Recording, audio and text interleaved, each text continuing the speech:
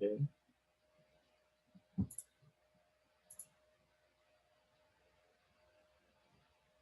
inverting amplifiers. Okay? So, yeah. Natapos naman natin properly yung example. So, the next thing that we'll be doing is by doing it on the Altispice itself. Okay? So, again, mali ito. Ang dapat nagagamitin natin is itong circuit na to. So, yung pinagkaiba lang is yung kanina, nandito yung voltage input natin sa non-inverting pins. Ngayon, yung input na natin is nasa non-inverting, nasa inverting pins na. Okay? And then, ito is grounded. Right? So, gawin natin. So, same pa rin yung RF sa RIN. Ang nabago lang is yung voltage input natin. Okay? So, voltage.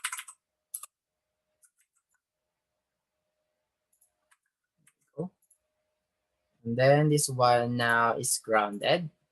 The same with the positive voltage. Also grounded. So wala pa rin tayong babaguhin dito sa rail voltage. Same pa rin sila. So ito yung magiging limiter natin. Wherein the peak-to-peak voltage is positive 8 volts to negative 8 volts. Alright. So same pa rin yung reference voltage natin. And then reference voltage. Feedback resistance rather. And then yung Rin natin. Okay? Same pa rin yung value which is 1 kilo. And then for V1, 1 volt pa rin. So in here, we expect to have, ano yung kanina? Iba naman na to. We expect to have negative 9 volts. Okay? So check natin kung negative 9 volts ba yung magiging reading. Ay, dapat pala mas mataas sa 9 volts. So any value, as long as it should be higher on the computed result of our voltage input. Okay?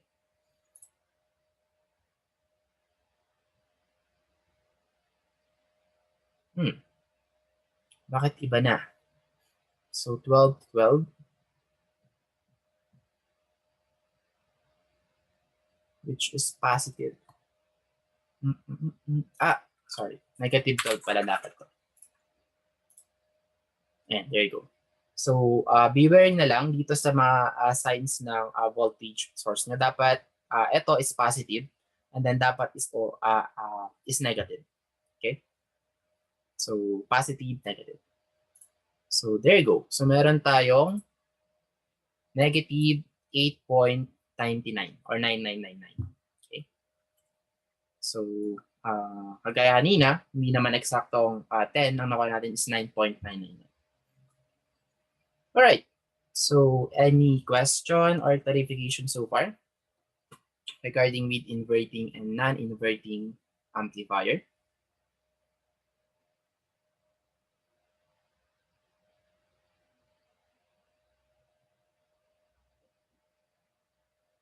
Hello? Alright. Okay, so wala kayong katanungan. Alright. Okay, so kung wala na, so let me introduce to you your laboratories. Okay. So, ang nakalagay dito, first activity. Okay, pero papalitan ko na lang yung pangalan. Pero ito kasi is composed of 3 laboratories already. Okay, so isi-send ko to, pero this one is composed of 3 laboratories already. Okay, so LTSpice activities instruction using LTSpice simulator, show and find the V in and V out. So V out na lang tayo. So before ni-require ko sila ng V in. Show and find the V out or design waveform of the schematic of the following. Okay, so kanina, ang ginamit lang natin is DC. Ngayon, gagamit na kayo ng AC. Okay, so last meeting, pinakita ko sa inyo kung paano nyo ma-set into AC voltage yung DC. So, ito yung indicator na sine wave na siya. Okay, or AC waves na siya.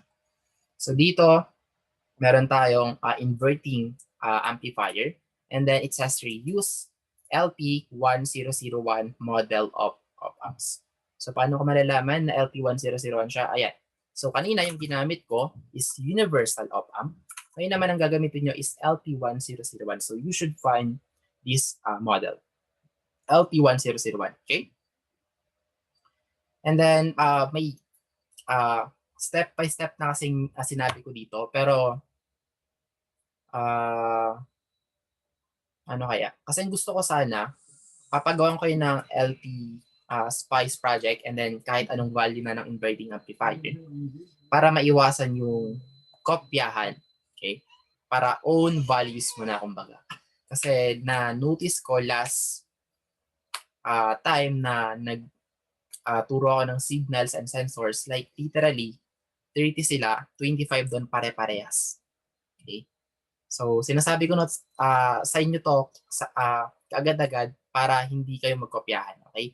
So, you should do it on your own. Okay? Kasi ultimo yung haba ng wire, parehas. Yung haba ng ganito ganyan, parehas sa parehas lahat. Hindi man lang nagkonti ng iba. Okay? So, nakakainis lang kasi yun yan. Nagkopyahan sila. So, eto, hindi ko napapalitan. Naniniwala ako sa inyo na hindi kayo magkokopyahan. Okay? Though, yung yung sagot kasi ng iba. Sir, bakit naman iibahin namin yung sagot? Parehas naman yung tanong. Okay. So, hindi naman porket parehas, so dapat parehas sa kagaya nito, laboratory. So, pwedeng magkaiba kayo ng length ng wire. Pwedeng iba yung namings nyo ng resistors.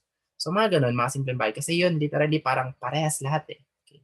So, sana iwasan natin yung ganung bagay. Okay? So, right-click the B1. So, tinuro ko naman na kung paano iset yung mga voltages last meeting. So, kayo nang bahala. So, meron siyang amplitude na 1, frequency of 30, and then in edit simulation command, go to transient, set the V3, and then stop time to 2, time to start saving data, 0, maximum time step is 0.01, and so on and so forth. Okay, so dapat ganito rin yung magiging parang settings mo. Okay, so trans 02001. Okay, para iisa lang yung magiging result or yung waves na makikita ko. So from there, dapat i-measure nyo na dito, kapag nagawa nyo na ito lahat, and then itong mga configuration. So i-measure nyo rin dapat dito yung Vout. So yun lang yung pinakakailangan kong i-check. Okay? So, screenshot neto at saka nung Vout. Okay, yung dalawang yon. So dapat parehas neto. Okay? So pwede nyo ibahin basta parehas yung wiring, parehas yung design. Ano naman design? Yung man tawag dito, schematic. Okay? So pwede nyo ibahin basta parehas. Ang gulo, pwedeng ibahin pero parehas. Ano yun? Anyway, basta hindi eksaktong ganito. So you can have your own design or schematic. So parang ganun. Okay? So if we have inverting, we also have non-inverting. Okay? Yung mga binigay kong example kanina, so those are with the use of DC. Ngayon naman, with the use of AC. So eto, AC to. Yun lang naman yung nagbago. And then the rest, medyo similar na. Okay? So ito yung magiging second laboratory nyo. So gagamitin nyo yung same configuration. It's just a different schematic. Kagaya ng pinakita ko kanina. Okay? So nasa na yung VIN natin? Saan na siya napunta? Alright? So LT1001 pa rin yung gagamitin nyo. Okay? Yan pa rin yung model ng op-amp na gagamitin nyo. And then the third one, in this schematic, you will be using LM741. Okay? So once na na-figure out nyo na kung paano maghanap ng mga model dun sa LT Spice, merong mga model dun na wala. Okay? Kasi hindi pa naman lahat ng mga data sheets is na-import dun. Kagaya nito, LM741. Sobrang tagal na rin nito pero hindi ko alam kung bakit wala siya sa LT Spice. Maybe hindi na na-update yung library ng creator. So LM741 is not in the list of components in LT Spice. So as an additional knowledge, I would like you to search on the internet on how to add a new component. Okay? Specifically, an LM741 op-amp. So itong pag-add ng LM741, hindi talaga siya literally na masasave, pero pwede nyo i-save. Okay? Pero kung yun yung nahanap nyo, okay lang din naman. Pero kung yun yung hindi nahanap nyo, okay lang din naman. Ang importante, na-import nyo itong LM741. Kasi kapag nag-new schematic kayo, hindi nyo pa rin siya mahahanap dun sa mga components. Kailangan nyo pa rin siyang import manually. Okay? So, hanapin nyo sa internet kung paano mag-import ng mga components sa LD-Spice. So, gagamitin nyo itong Spice Directive. Okay? Magda.include kayo dito and yung mga susunod pang mga steps. Okay? And then, gagamit kayo ng DC operating point. Okay, so DC op yung gamit nyo. So, skip nyo tong transient, punta kagad kayo sa DC op, and then yung kung ano man yung result na na-print out na ito, kapag clinic nyo yung run, yun yung kukunin nyo, yun yung screenshot na kukunin nyo. So, hindi siya sine wave, kundi mga numbers. So, pakita ko lang sa inyo saglit. So, sa simulation, edit simulation command, so sa DC op point, so click nyo lang okay. Then kapag niran nyo yan, ganito yung magpapakita. So, ito yung kailangan ko. So, i-screenshot nyo lang ito or snipping tool. And then, paste nyo lang doon. Then, ako na bahala. So, same lang din sa hinihingi ko sa number 1 and number 2. Dapat meron kayong ganitong schematic. Okay? So, ito na yung mga values na kakailangan nyo. So, for R1, 10K, 10K, and then R2 is 10K, 10K. So, sobrang dali na lang. Okay? And then, wala na kayong ilalagay dito sa 1 and 5. Dito sa B plus minus, yun na yung 15 volts. 15, 15. Positive 15 and then negative 15. Then V1, V2, I think may values naman na itong mga to. V1 to V2. Yeah, same lang din. 15 volts, 15 volts, which is itong rail voltage natin. So, connected siya dito, connected siya dito. Okay. So, for now, yun lang muna yung mga laboratories na papagawa ko sa tatlo. Inverting, non-inverting, and then on how to import a certain component. Okay, so any questions so far?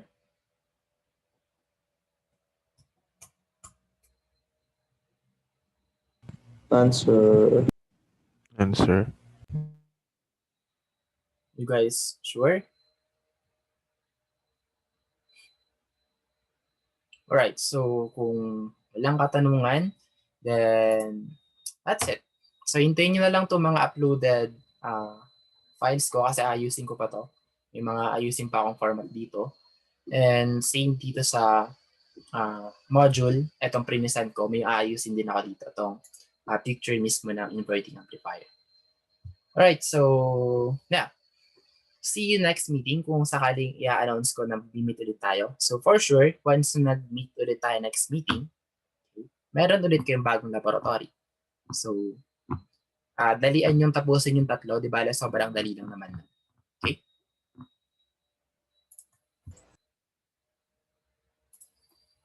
Alright, so yeah, that's it. Kung wala na question or clarification, then you guys may now go. Thank you, sir. Thank you, sir. Thank you, sir. Thank you, sir. Thank you, sir. Thank you, sir. Thank you then.